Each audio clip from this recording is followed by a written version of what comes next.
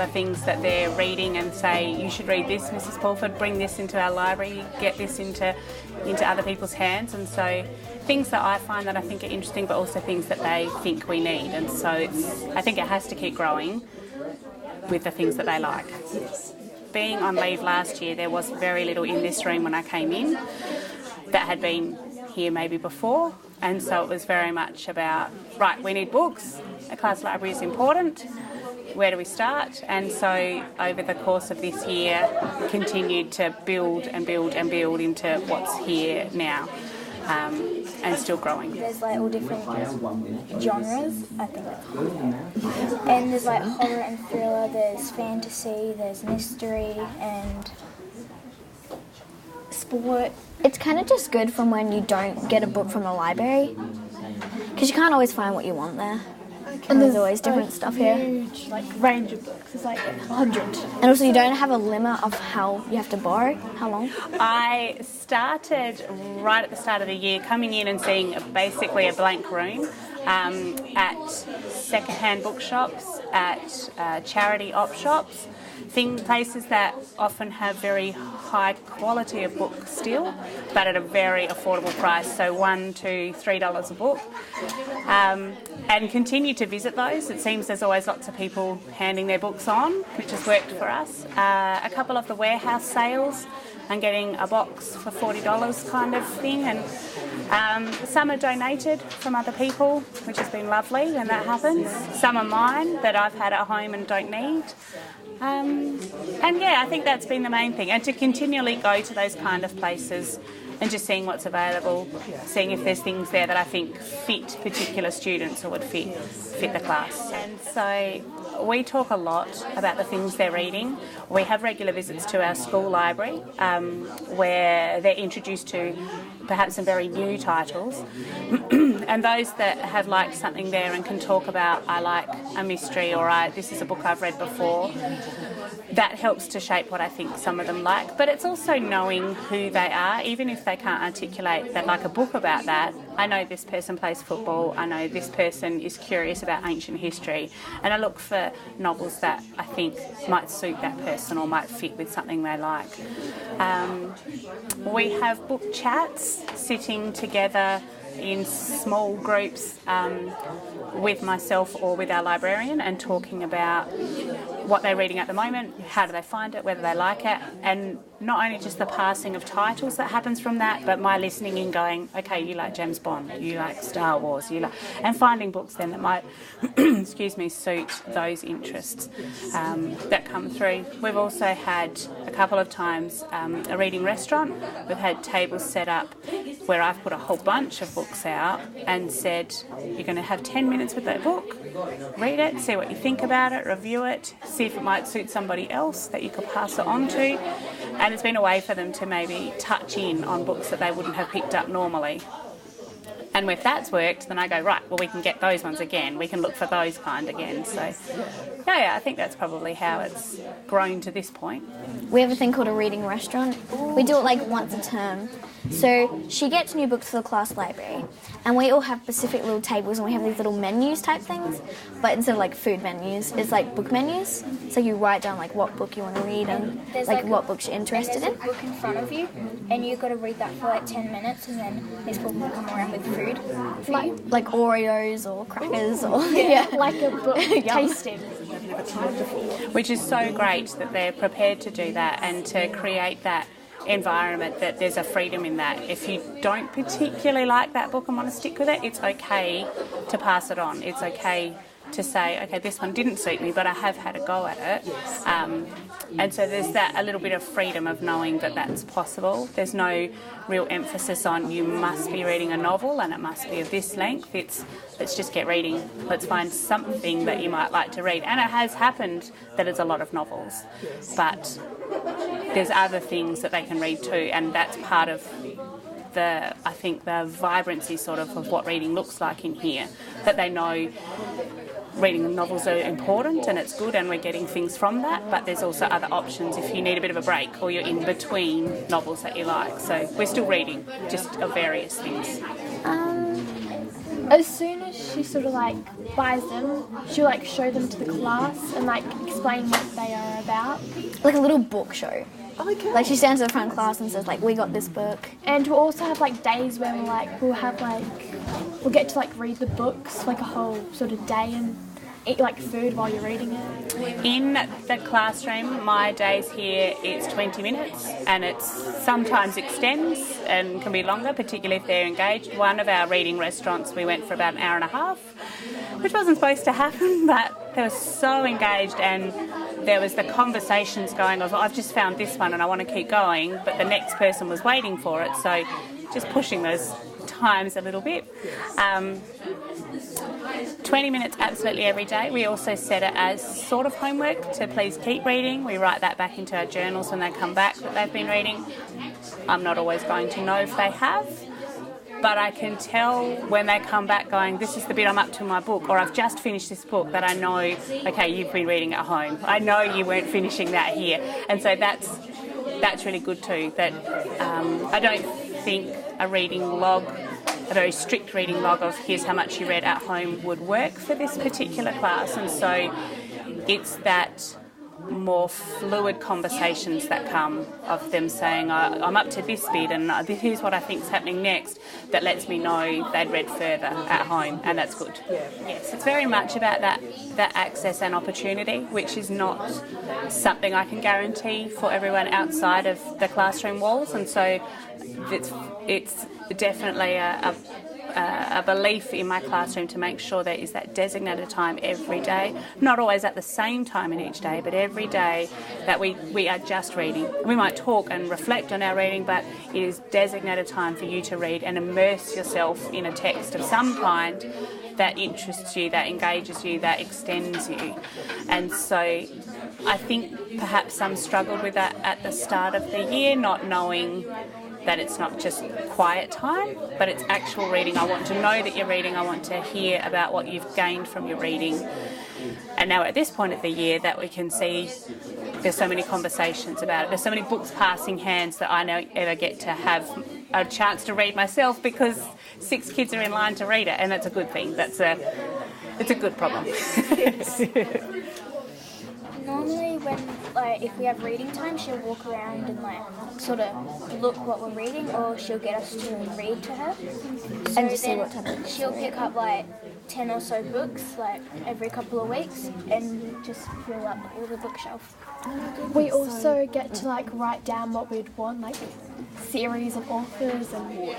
I think the two are important to have, and certainly we have a designated session every week to go to our library, and I spend that time with the librarian, sometimes running it and sometimes myself pulling off the shelf going, I've read this, I like this one, I've heard about this one, this is brand new, I don't know anything, anyone want to try it? So showing them that is still a space to access books.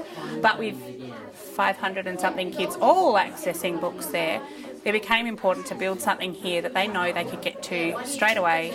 It was only to be shared amongst 30 people. They knew they could get it, and they wouldn't have to wait long for the next one along if they were waiting for it. I have no borrowing restrictions. If they want to take it, they take it. If they've left it at home for 3 weeks, okay. It's a shame, but it's okay. Which is different to a regular library, which needs to keep those things in circulation. Here, there's more if they've left it behind, and okay, that's at least you had a book. Yeah, because it's very hard to find books in the school library because they're always taken. But with the our class library, they're usually here. But this is This is the best one, yeah. best one I've had. What makes this one the best? It's just this one has so many more books, and because we're getting a bit older, there's so many more books that we want to read more. Yeah. Different genres, they've got knot tying books and stuff. There's little ones where you can knot the ties and you can do the map thing. And look at maps and trying to find places. I think it probably helps. It makes the conversations that I have perhaps more authentic to the students, to know that yes, I read and I've read a lot of what's here. I know what it is. I'm happy to engage with you and find out what you're liking about it.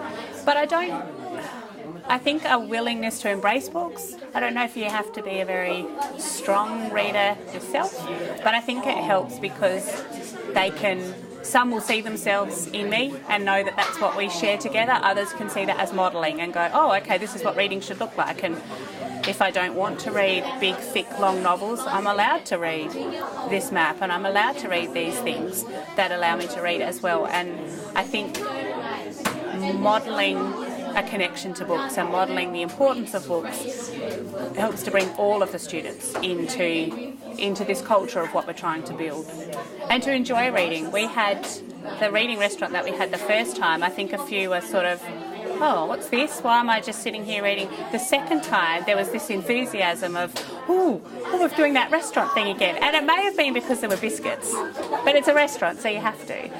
But it was also that I wonder what books are going to be here. And I know that I'm not being forced into some kind of set class novel book that perhaps won't suit me. I'm allowed to read this book for 10 minutes, and if I really don't like it, it's okay. I'm moving on to the next table and the next course of books. And it worked, the second time around it worked even better than it had the first, because they could see this is what reading looked like, and this is okay, how you taste a book and how you try it out. So it was good. I choose things that I know I've read and may suit a majority of the students, will hopefully bring some others in, and may have a concept or a content that I think I would like to discuss informally as we go through the book. We don't necessarily do a lot of book study or book reviewing about a class novel, about a read aloud, but certainly incidental conversations and asking their opinion and their interpretation, not just predicting what's coming next, but why characters might act away, or why the decisions are made. And we have, I don't know if you noticed, but the display at the top, they're all the class novels that have been between Diane and myself this year. I'm missing one that I think Diane did, but the two at the end are what we're both reading now, because I know we've discussed two novels at once for the two different sessions. It seems to have been okay, and they can certainly talk about other ones. We're reading this, and I had that conversation because I haven't heard their novel for that end of the week, so I've liked that to be able to talk about it. But I choose ones that I think might have something we can identify with or we can learn from, without being particularly heavy, and that they're going to enjoy. We've had a focus on poetry this term, and so I've been reading poems more so necessarily than the novel. I've been reading poems aloud, mostly ballad ones, so they can hear a story going through, and that's been really good. And we've just wrapped that up, and hearing them say, oh, this was a favourite, and they really liked The Highwayman, because I've read it, with that drama to it, and they didn't know a poem could have that. And we watched a short video someone had made about The Man from Snowy River to go along with the reading of it, and them hearing, oh, it's exciting. And I said, it is exciting, just it might have some language that's hard to access, and we'll break that down together, but a story can be told through poem. And that's been a really good unit. Yeah, it's been excellent. They then had to choose their own that they would just read. They didn't necessarily have to recite it by heart, but that they would read. And so really interesting how many went out to search for something else rather than just access one from the class. That was cool. They were really good. And for some of them, they didn't know. I think they felt a bit trapped into, we have to write poems in the past. We didn't do any writing. We just said, let's read them. Let's read them as though we read another text. Let's hear a story coming through and talk about how clever that is to make your story rhyme. And it was been really good. It worked much better than I thought. So it was the right time of year to do it after building that. In that way of a read aloud, yes. I think in the past I had always tied it together with let's construct our own, but I really wanted it to be a focus that, as I have all year, that we read different things. We don't just have to feel trapped into reading a novel if your abilities are such that you find that hard or you find that challenging. So we've had other things to read, and poetry was just one of those that I thought I don't have at the moment a lot of poetry texts. I haven't come across a lot that I can bring in, so individual poems was a good way to do it, and now we have a folder of all those poems that they can just read as a book themselves, so it's been good. I think initially that starts with the engagement. When I say it's reading, they're already doing it. We have quite a few sneaky readers that if they finish their maths quick, out comes the book. And I'm like, no, we're still in maths. But we have talked about sneaky reading and how funny that is. Those that say they read at a brother or sister's practice, those that say I read on the bus. So those little elements that come in that I can say, oh, that's quite funny that they've come up with those moments to find a chance to read. But it's also those that specifically seek me out to talk about, I finished a book, I've read this. We do the Premier's Reading Challenge, and the Premier's Reading Challenge that we write down the books that they've read across the year, but we have a more informal reading journal, and we reflect in that fairly regularly, the things that have been interesting to them, where they are up to. It lets me know some people haven't necessarily finished many books, but it also shows me those that have found something and it fits. And so the journal, I think, has been a nice accompaniment to say, here's how I feel about reading, particularly for those who at the start of the year were saying, I don't read and I won't read, who now say, I've found things that fit and I can see that reading works. And those programs, the reading restaurant, the listening and reading along, some of those little bits that I can see their engagement, so I know that we're progressing with how we are as readers. And we're still getting more. We need new bookshelves, it's stacking up.